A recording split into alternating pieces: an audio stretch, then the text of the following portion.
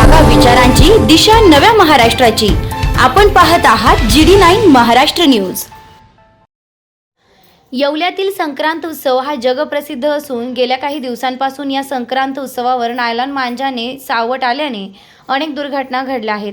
निसर्गासह पशुपक्ष्यांना हानी पोहोचेल असं माणूस देखील जखमी होत आहेत।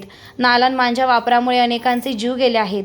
गेल्या काही दिवसांपासून पोलीस प्रशासन नायलॉन मांजा विरोधात कारवाई करत असून या कारवाईबाबत जनजागृती व्हावी व नायलॉन मांजा येवलेकरांनी वापरू नये याकरता शहर पोलीस स्टेशन व SS मोबाईल येवला यांच्या वतीने जनजागृती रॅली काढण्यात आली होती। रॅलीची सुरुवात येवला शहरातील विंचूर चौफुले येथून येवला शहर पोलीस स्टेशन पर्यंत काढण्यात आली होती। रॅलीच्या समोर प्रसंगी SS मोबाईलचे संचालक सुदर्शन खिल्लारे यांनी उपस्थित बांधवांना नायलॉन मांजा विरोधी शपथ दिली। या प्रसंगी येवला तहसीलदार आबा महाजन, शहर पोलीस निरीक्षक अनिल भवारी, नगरसेवक डॉक्टर संकेत शिंदे, युवा नेते कुणाल दराडे, SS मोबाईलचे संचालक सुदर्शन खिल्लारे, डॉक्टर भूषण शिनकर आदींसह सर्व पत्रकार बांधव, व्यापारी बांधव आदींसह SNDT पॉलिटेक्निकचे प्राध्यापक लहारे आदी विद्यार्थी मोठ्या संख्येने उपस्थित होते। GD9 न्यूज महाराष्ट्रासाठी गजानन देशमुख, येवला। मी अनिल भवारी, पोलीस निरीक्षक, येवला शहर पोलीस स्टेशन। आज या ठिकाणी आम्ही रेझिंग डे संदर्भात एकत्र जमलेलो आहोत। 2 जानेवारी आज पोलीस स्थापना केली आणि त्या अनुषंगाने पोलीस खात्यामार्फत विविध सामाजिक उपक्रम राबवले जातात। पोलीस खात्याच्या कामाची माहिती दिली जाते। माननीय पोलीस अधीक्षक श्री बाळासाहेब पाटील यांनी आम्हाला अशा प्रकारे कार्यक्रमांचं नियोजन करण्यास सांगितलं होतं। आम्ही आमची संकल्पना SS मोबाईलचे सुदर्शन खिल्लारे यांना सांगितले असता त्यांनी आपण मांजा विरुद्ध जनजागृती रॅली करू असं सांगून त्याचं प्रायोजक त्यांनी पत्करलं आणि या ठिकाणी आज हा मांजा विरोधी जनजागृती रॅलीचा कार्यक्रम आयोजित केलेला आहे। तर मी याद्वारे सर्व नागरिकांना सूचित करतो की नायलॉन मांजा टाळा, कारण याच्यापासून पशुपक्षी यांच्या जीविताला तसेच माणसाच्या जीविताला धोका पोहोचतोय। नायलॉन मांजाचा वापर केल्यास तुम्हाला 6 महिने कैद आहे। त्याचप्रमाणे नगरपालिकेमार्फत 10,000 रुपये दंडाची कारवाई करण्यात येत आहे। ही तर कारवाई होईल, परंतु एखाद्याचा जीव गेला आणि असं निष्पन्न झालं की हा नायलॉन मांजा अमुक यांनी पुरवला होता, तर कमीत कमी त्याच्यावर 304 सदोष मनुष्यवधात जुना 304 जो आहे तो गुन्हा दाखल करण्यात येईल सदोष मनुष्यवधाचा। तर कृपा करून आपण दुसऱ्याला जीव घेणं ठरेल असा कोणताही नायलॉन मांजाचा वापर टाळावा। आपण पारंपरिक जे तुमचा मांजा होता त्याचा वापर करावा आणि जे कोणी पालक असतील यांनी सुद्धा आपल्या पाल्यांना असा मांजाचा धडा घेऊन देऊ नका। पाल्यावर कारवाई जर झाली तर नक्कीच त्याचे पालकावर कारवाई होणार आहे याची नोंद घ्यावी। येवला म्हटलं की एक सांस्कृतिक शहर समजलं जातं। येवल्याला सर्व सण अतिशय आनंदाने उत्साहाने या ठिकाणी साजरे केले जातात। त्यातलाच एक सण म्हटलं की मकर संक्रांत, जो या तालुक्याला नव्हे तर जिल्ह्याला महाराष्ट्राला भुरळ घालणारी अशी मकर संक्रांत अतिशय आनंदाने जोमाने या ठिकाणी साजरे केले जाते।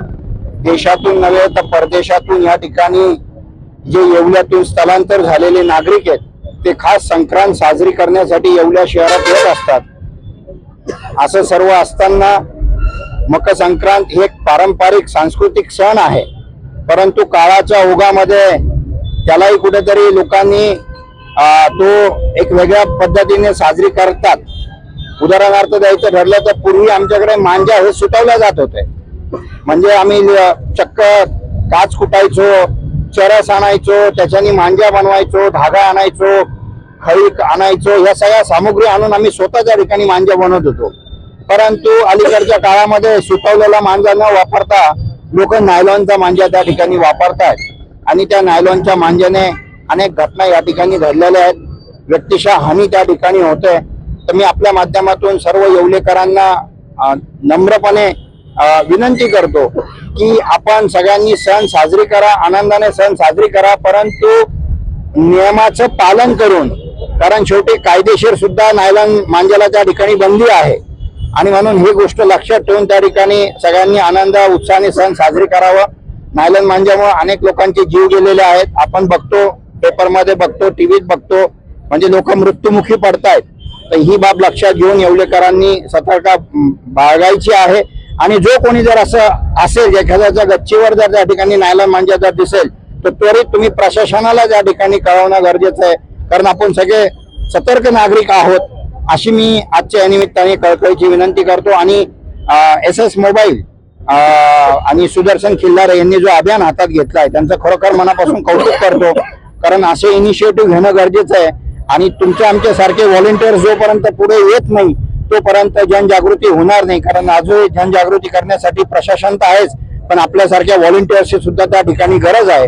आणि खूप चांगलं पाऊल आपण उचललेलं आहे. त्याबद्दल आपले कुणाल दराडे फाउंडेशनच्या वतीने मनापासून आभार मानतो. धन्यवाद. नवीन वर्षाच्या हार्दिक शुभेच्छा. आता संक्रांत उत्सव तोंडावर येतोय. आज एक पत्रकाराच्या भूमिकेत न बोलता एक जबाबदार येवलेकर म्हणून मी बोलतोय. गेल्या अनेक वर्षांपासून बातमीदारी करताना नायलॉन मांजाच्या विविध घटना आम्ही बातम्यांद्वारे दाखवल्या आहेत. नायलॉन मांजामुळे अनेक जणांचे गळे कापले गेले आहेत, जीव गेलेले आहेत, पशु पक्ष्यांचं नुकसान झालेलं आहे. तर या नायलॉन मांजा विरोधात आम्ही गेल्या 2 ते 3 वर्षापासून काम करतोय, पोलिसांनाही मदत करतोय.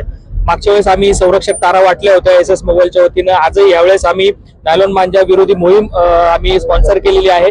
तर एकच यातून एक संदेश द्यायचा आहे की येवलेकरांनी नायलॉन मांजा न वापरता पारंपरिक पद्धतीने सुतवलेला मांजा वापरावा आणि निसर्गाची हानी होणार नाही याची काळजी घ्यावी. पशु पक्षी माणसांचं नुकसान होणार नाही याची काळजी घ्यावी. परंतु तरी देखील काही बेजबाबदार येवलेकर नायलॉन मांजाचा चोरी छुप्या पद्धतीने वापर आणि विक्री करतात. त्यांच्या विरोधात पोलीस स्टेशन कारवाई करणारच आहे. आमची पत्रकार संघटना देखील त्या विरोधात लढणार आहेत. जे कोणी असे व्यक्ती त्यांचे ऍड्रेस आम्ही पोलिसांना देण्याचं काम करणार आहोत.